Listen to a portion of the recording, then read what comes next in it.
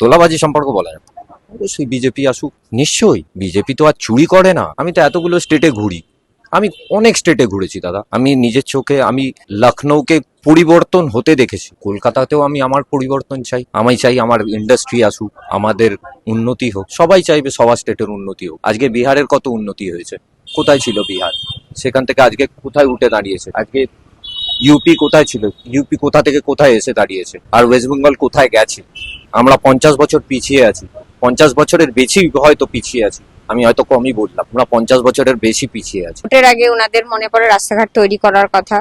হ্যাঁ, তারপরে ভোট মানে ভোট আসার আগে মনে পড়ে, ভোট না আসলে আর মনে পড়ে না কি কি করতে হবে কি কি করতে হবে না বলে। রাস্তাঘাটে তো জল জমে, ম্যালেরিয়া হয়, সবকিছুই হয়।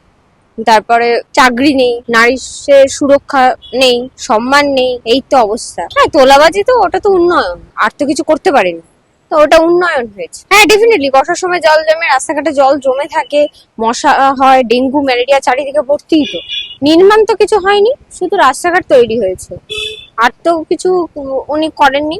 ভাতা দিয়ে চালাচ্ছেন, না আছে চাকরি, না আছে শিল্প, না আছে স্বাস্থ্য, কিছুই তো নেই। আর শুভেন্দু অধিকারী আসছেন, উনি তো নন্দীগ্রামে 2021-এ হারিয়েছিলেন মমতা ব্যানার্জিকে, এবারও 2026-এ অলরেডি হারিয়ে দিয়েছেন, শুধু ডিক্লারেশনের অপেক্ষায় আছে।